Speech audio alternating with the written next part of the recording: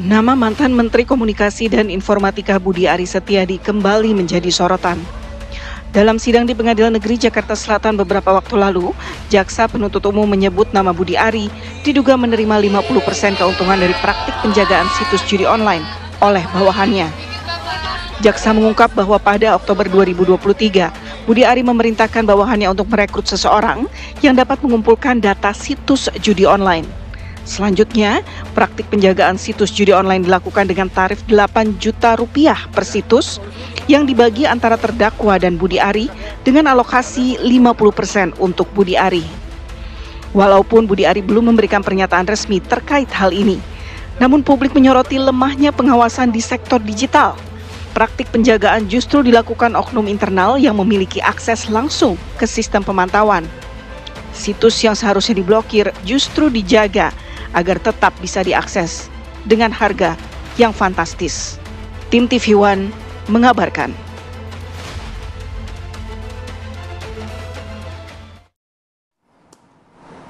Yang menarik Putri dan juga pemirsa, sebenarnya penyebutan nama Budi Ari ini sudah dari minggu lalu ketika sidang kasus judi online yang melibatkan beberapa orang di Kementerian Komunikasi dan Informatika. Ya. Tapi kenapa baru ramai sekarang, Pu?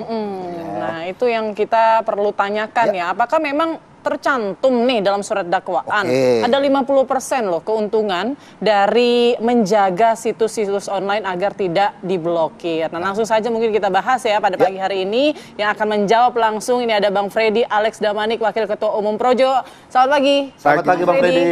Selamat pagi. Jangan galak-galak nih. Oh, galak-galak. Dan juga melalui sambungan Zoom yang akan menjawab nanti apakah ini masuk ke TPPU atau tidak.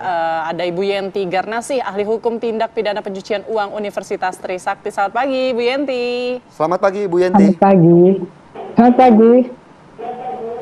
Baik, saya mau langsung ke Bang Freddy terlebih dahulu. Bang Freddy menanggapi isu yang tudingan lah ya. Tudingan begitu ya. Seperti apa Projo melihatnya? Ya, terima kasih ya. Saya diundang di sini, katakanlah fungsinya untuk mengklarifikasi sebetulnya. Mengklarifikasi isu.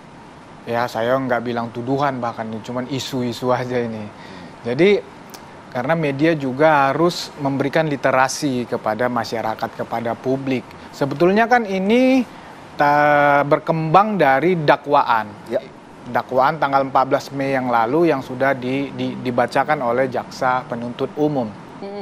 Hanya media ya dalam hal ini menurut kami tidak memberikan informasi ya data yang lengkap. Jadi dakwaan itu diambil hanya cuplikan-cuplikan, mungkinnya tidak utuh. Itu yang misalnya jadi kan 50% tadi tidak utuh. Jadi kan begini, seolah-olah ini kan di masyarakat berkembang tuh, Budi Ari diduga menerima itu tadi 50%. Padahal kan sebetulnya di dalam dakwaan itu, ini bukan kata saya, kata dakwaan. Ya, di dalam dakwaan itu, nih orang-orang ya terdakwa ini katakanlah melakukan kesepakatan, melakukan kong kali kong bahwa mereka ya membagi-bagi, membuat porsi. Si A segini, si B segini. Nah, ada kira-kira jatah Menteri Budi Ari segini. Nah, itu kan kesepakatan mereka, ya. Itu tanpa itu Budi Ari di dakwaan itu sendiri, tidak menyebutkan Budi Ari tahu dan apalagi menerima. Nah, itu baru di dakwaan. Faktanya memang Budi Ari tidak pernah tahu kesepakatan itu dan tidak pernah menerima apapun dari proses transaksi mereka itu. Tetapi orang yang salah satu didakwa dalam kasus ini adalah sosoknya Budi Ari yang menempatkan orang tersebut. Mas Freddy, bagaimana menanggapi? Ya, ini saya jelaskan lagi kronologinya. Ini berdasarkan dakwaan juga, bukan berdasarkan kata saya. Ya. Nah, Budi Ari itu jadi menteri itu bulan Juli, 17 Juli 2023. Jadi menurut dakwaan itu orang-orang ini pegawai Kominfo ini dan orang-orang yang direkrut mungkin dari luar, tapi sebagian besar ini pegawai Kominfo, ya, itu mulai Januari, ya, Mungkin jauh sebelumnya sudah, tetapi dalam dakwaan kita pakai aja dakwaan itu mulai Januari sebelum Budi Ari masuk itu memang sudah mereka memainkan itu, memblokir itu kerjasama dengan bandar situs-situs judi online ini. Nah, jadi sebelum Budi Ari masuk sekali lagi saya tekankan menurut dakwaan mereka sudah memblokir situs tidak memblokir situs-situs itu atas permintaan bandar. Oke, kemudian bulan Juli itu 17 Juli Budi Ari masuk. Budi Ari masuk, perintah presiden cuma 2 prioritas kepada dia. Pertama pemberantasan judi online yang harus masif, yang kedua memang menyelesaikan BTS itu. Nah, ini dia cuma 1 tahun 3 bulan di kementerian itu. Maka menanggapi ini untuk melaksanakan ini apa yang harus dilakukannya supaya cepat. Jadi memang dia menambah SDM. Oke. Menambah SDM untuk ini konteks judi online ya, untuk memblokir, untuk melawan judi online ini. Maka dibuka informasi. Nah, kemudian ada banyak yang datang. Kemudian ada namanya katakanlah itu dikenal dengan Tony ya, Tony. Nah, dikenal dengan Tony ini menawarkan sosok anak Zulkarnain itu bukan? Iya, Zulkarnain. Menawarkan sosok anak muda. Adi. Ya, si Adi namanya. Aka, ya Adi. Oke, sosok anak muda ini hacker ini aslinya. Oke, kemudian dilihat SDM-nya, kemudian oleh Budi Ari dites. Wah, SDM dan alatnya mampu memblokir 50.000 sampai 100.000. Tapi Adi itu katanya tidak lulus seleksi. Ya, sebentar. Yang selama ini hanya 10.000. Jadi kan naik. Wah, ini progresif. Nah, tadi ditanya selama ini dia prosesnya tidak lulus seleksi. Tapi karena sudah atensi begitu bahasanya. Karena ijazahnya tidak ada. S1-nya. Hanya SMA. Seperti yang saya katakan tadi, di dunia IT itu lazim. Ya, yang dilihat itu kemampuan, sehingga ya bukan masalah atensi. Ini kan yang mengurus administrasi penerima segala ini kan direktur pengendalian. Maka atas pertimbangan itu coba apa yang bisa dilakukan, skema apa supaya dia ini kemampuan dia ini bisa kita pakai. Kan nah, kemudian berlanjut. Nah, diterimalah. Nah, ini bekerja bagus, ya diblokir situs itu. Nah, orang-orang yang saya bilang tadi bekerja ini menjadi terganggu. Ya, bandar-bandar ini terganggu, diblok-blok sama si Aka ini. Terganggu. Wah, datang mereka ini. Wah, kita harus dekatin ini Deden dan kawan-kawan ini dan datanglah tawaran-tawaran tersebut ya. Datanglah, didekatin lah ini. Tadi dia bekerja bagus setelah diangkat. Siapa sih yang pertama kali didekati siapa? Yang tadi saya bilang orang kominfo yang sejak awal ini udah main ini kan terganggu. Ini komandannya Deden ini, ketuanya Deden ini. Nah, jadi terganggu karena di blok-blok ini. Kemudian ini datang dekatin si Aka ini, dekatin. Ditawarin lah persentase, ayolah segini. Tapi berkembang terus. Tapi sampai datang ke Pak Budi juga nggak? Sampai sekarang. Fakta, kita bicara kejaksaan dakwaan itu dulu ya. Sampai sekarang tidak ada seorang saksi pun, tidak ada satu bukti pun ya, tidak ada satu bukti pun yang menyatakan itu. Soalnya kan ada yang disebut juga ya bahwa bahkan sempat datang juga nih Zulkarnain begitu dan kawan-kawan ini ke rumah dinas Pak Budi di Widya Chandra itu untuk kan perihal ini. Tony itu emang teman dia kan saya bilang tadi dalam proses perkutan itu. Disebarlah informasi, ya datang banyak yang datang, termasuk Tony ini. Tony ini membawa Aka, kan begitu. Ujungnya tadi presentasi kemampuan ini. Iya datang, benar. Datang ke rumah Pak Budi. Datang ke rumah Pak Budi, yang ngobrol. Membahas presentasi pembagian tadi, 50 bukan? Membahas tentang pemberantasan judi online ini.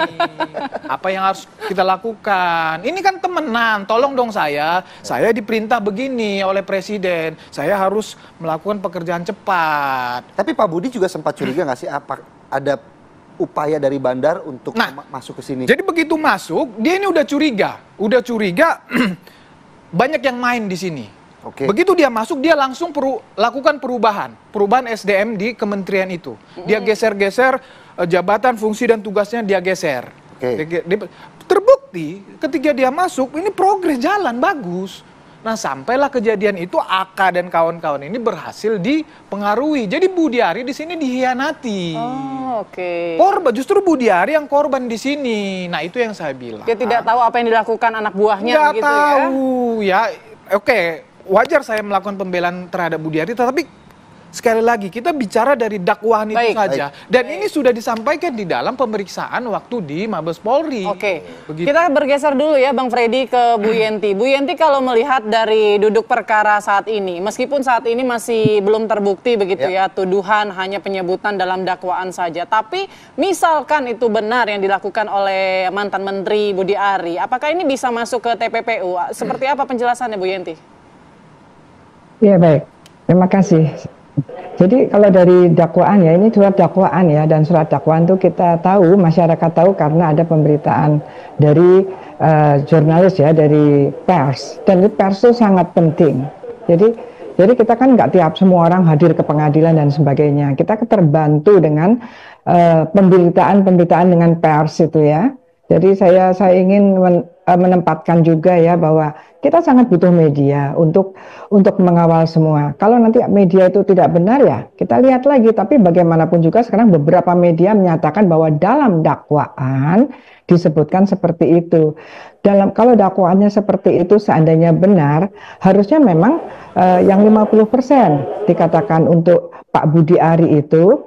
Kalau masuk ke undang-undang ITE-nya mungkin belum kelihatan, tetapi kalau TPPU-nya langsung kelihatan. Kalau itu betul, nanti ada transfer atau ada pemberian yang mana itu kan bisa dilihat dari alat bukti. Alat bukti itu bisa jadi dari PPATK atau dari pembukaan rekening atau dari saksi atau dari banyak alat bukti 184 itu. Nah itu yang lebih nampak untuk Pak Budi Ari ini kalau itu betul adalah TPPU dulu, yaitu menerima. Karena kalau dari dakwaan itu kan yang mengoperasionalkan kalau betul kayak modusnya gitu ya. Modusnya itu kan yang Zulkarnain, kemudian yang lain-lain itu berempat itu adalah mereka bikin skema lah ya. Itu skema yang kemudian ada kong kali kong. Jadi kemudian disepakati ada 50% untuk Budi Ari, 30 dan 20%. Ya, kalau itu benar semua, di situ yang lebih nampak adalah TPPU-nya, yaitu dari mereka yang mengumpulkan kan tidak begitu nampak Pak Budi di dalam dakwaan ya, tidak begitu nampak Pak Budi Ari berkaitan dengan empat orang itu, apalagi dengan bandarnya. Tapi yang nampak adalah ketika sudah terkumpul itu diserahkan ke Pak Budi Ari 50% kalau ada buktinya. Nah dari Pak Budi Ari 50% itu sekarang di mana? Misalnya karena diserahnya kapan? Kalau itu kemana-mana lagi bisa menjadi TPPU lagi itu, atau nanti memang sejak awal ada skema bahwa Pak Budi Ari juga terlibat untuk penempatan dan lain sebagainya. Itu agak mendalam harusnya karena pasal 5 Yunto 55-nya itu mungkin dua tindak pidana, karena pencucian uang itu memang harus ada dua pasal, yaitu pasal kejahatan asalnya dalam hal ini judi online, undang-undang ITE yang mengandung perjudian, dan dari hasilnya itu yang menurut berita dan kita semua tahu ya, kita harus lihat ya bahwa yang tadinya 1 juta mungkin satu situs 8 juta, dan kemudian dari siap 5.000 di take down tuh hanya 4.000 ternyata, yang 1.000 itu diamankan lah istilahnya begitu. Itu yang kita dengar di masyarakat ya, yang dengar di Pak Freddy ya, itu yang berkembang di masyarakat melalui media, dan media itu memang alat untuk masyarakat mengetahui dan mengontrol gitu ya. Sepanjang medianya salah atau bagaimana ya nanti kita lihat gitu. Tapi kalau dari media yang kita lihat seperti itu, saya terus terang lewat media ya Pak Freddy ya, karena kan kasusnya banyak sekali dan semuanya rata-rata TPPU, nggak mungkin saya hadir di pengadilan terus-terusan. Sementara seperti itu, jadi kental sekali, kalau itu benar, kental sekali TPPU-nya. Dan PPATK harusnya sudah ada. Tapi permasalahannya ini ya, dalam dakwaan yang seperti ini kok nggak ada TPPU-nya, itu juga saya heran juga. Dan kalau seperti dalam surat dakwaan, peran Pak Budi Ari itu sangat ini ya, sangat, kalau betul ya Pak Febu ya, dalam surat dakwaan itu harusnya peran-perannya itu Pak Budi Ari sangat kuat untuk terlibat, untuk harusnya dijadikan tersangka juga dan terdakwa. Tapi ternyata kan tidak, itu hanya saksi saja. Nah ini kita juga nggak tahu ada apa. Biasanya kalau dakwaan seperti itu permulannya pasti orang yang disebut yang perannya seperti ini mesti masuk juga jadi tersangka, tapi tidak, itu aja. Baik, Bu Yenti. Mas Freddy, ya. Mengetahui atau tidak, bisa aja kena begitu Mas Freddy. Tapi dijawabnya sesaat lagi ya. Setelah Apa Kabar Indonesia Pagi kembali sesaat lagi pemirsa.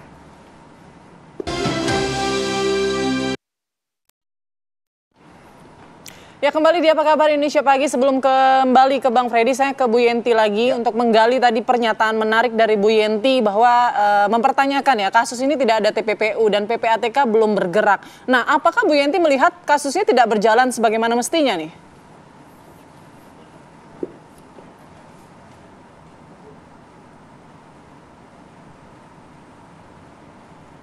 Bu Yenti, mohon maaf, boleh di-unmute dulu Bu Yenti?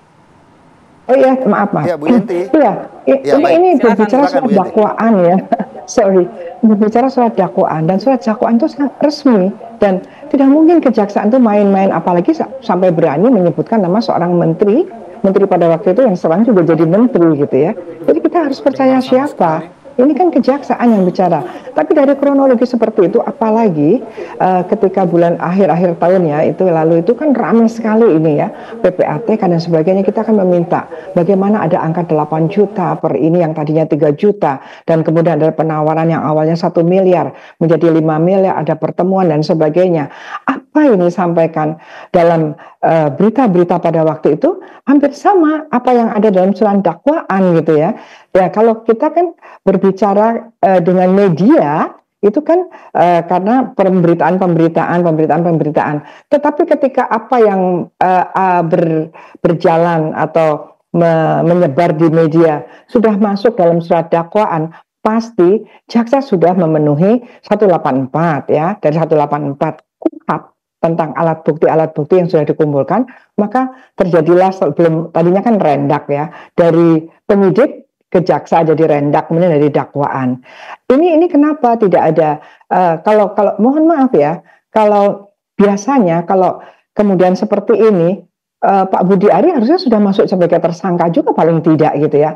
Ini ada apa gitu ya? Apakah memang dari penyidikannya sendiri yang memang lemah ya, tidak menyeluruh ke semuanya. Kita bicara equality before the law. Bahkan filosofinya itu ya, kalau ada pejabat dan atau pegawai negeri dan sebagainya di pasal 52, yaitu pasal 92 KUHP itu filosofinya itu diperberat malah, bukan diperingan, sehingga yang belakangan ini kan kalau yang orang-orang tinggi itu lemah hukumnya, kalau kepada bawah itu tajam. Nah ini menyalahi pasal 52 KUHP itu sebagai induk dari hukum pidana yang berlaku baik untuk KUHP kejahatan yang dalam KUHP maupun di luar KUHP seperti Undang-Undang TPPU dan Undang-Undang ITE ini. Ya jadi di situ ada masalah, ada permasalahan yang harus dipertanyakan oleh masyarakat.